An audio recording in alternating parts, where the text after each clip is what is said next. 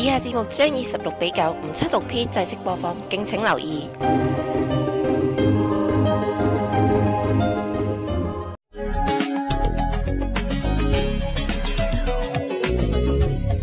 你而家收睇嘅係 TVR1 新聞資訊頻道。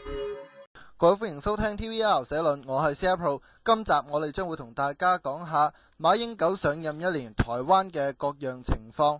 以及係國際社會如何應對朝鮮核試驗，仲有嘅係內地嘅人民點樣睇六四事件。即刻開始今日嘅 TVR 社論。5月20號係台灣總統馬英九上任1週年。過去一年，世界金融風暴為馬英九嘅施政帶嚟極大挑戰。兩岸方面，馬英九上任後，兩岸互動明顯增加。受矚目嘅有大陸海協會同台灣海基會幾次嘅陳江會談，仲有最近台灣開放金融市場俾大陸機構嘅資本。在野嘅民進黨一直批評馬英九嘅兩岸政策。喺佢上任一年之際，喺台北同高雄號召大型嘅示威。馬英九嘅民望喺呢年經歷起伏不定，但台灣傳媒最新公布嘅民調顯示，馬英九政府嘅民望正在回升，民眾對佢嘅政府未來施政表現亦都表示樂觀。馬英九喺5月19號表示，兩岸至今簽訂嘅協議唔涉及呼應一國兩制或承認一個中國原則。台灣仍有自己嘅立場。喺 BBC 中文網就咁樣提問到話，你點樣睇馬英九呢年嘅領導？認為兩岸關係未來有啲咩發展呢？我哋輯錄咗幾位嘅人士嘅意見。一位名為許我一個東方瑞士，嚟自婆娑之洋的美麗之島嘅人士，佢係咁話：政治所有嘅競選政見全部跳票，到而家我仲睇唔到佢任何有願景，亦都唔知佢要將台灣帶到邊個方向。兩岸標準嘅軟體動物，接見中國嘅芝麻綠豆官，稱謂只係得返你，係下面有個心字嗰個，即係喺國語係表示尊敬嘅。高雄嘅市長係陳菊呢，一個弱女子，比你身長180公分嘅男子強得多。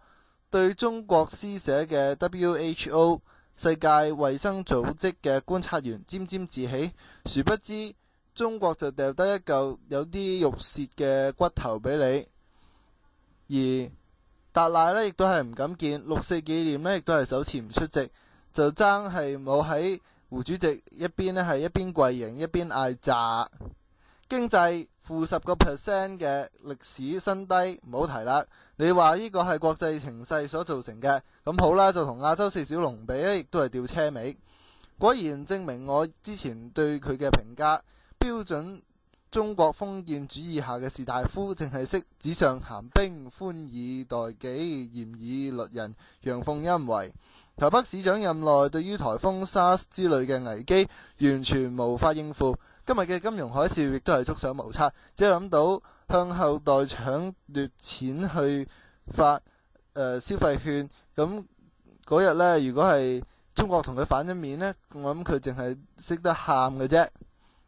而另一位龐先生呢，咁佢就咁樣講：幻想和平係世界人民嘅願望，亦係台灣人民嘅渴望。馬英九上任後，台海局勢喺外部勢力嘅操弄下發生咗微妙嘅變化。仍然顯然呢，就係中國嘅政治環境已經唔係國際社會關心嘅重心啦。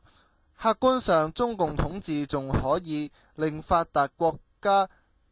省去低廉嘅勞動投入，而中共集團嘅立場係明顯嘅，就係視強大為主旨。馬英九嘅政策同國際氣候不謀而合，即使將來和平統一發展趨勢能夠縮小兩岸社會形態嘅差別，咁樣呢，當然係對台灣人民呢係有利嘅。如果中共政府呢純粹推舟漠視，事實上台灣政權嘅存在亦都符合國際同國內嘅輿論要求，對台灣人民嚟講更為有利。從中共制定嘅對台政策睇，以及意圖同民進黨嘅深一步嘅接觸呢，顯然有棄台保政權嘅戰略指導思想存在，圍繞嘅根本問題就係維護一黨獨裁嘅局面，至少喺近幾十年內唔會改變呢個概念。嚟自上海嘅陸強呢，咁佢就呢睇法就較為激進啦。咁佢又話唔用武力呢係難以收回台灣嘅，國民黨不統不獨不武呢，大陸共產黨就堅決唔同意。武力呢係解決台灣回歸嘅最好方法。我哋大陸共產黨領導人呢，就係太過係，佢嘅原文係寫太縮啊，即係話佢嗰個做法呢，就係太鵪鶉。我哋廣東話咁講就係韜光養晦，武力攻佔台灣，收復台灣，信我者昌，逆我者亡，寧可殺錯1000都唔可以放走一個國軍。對民進黨嚟講，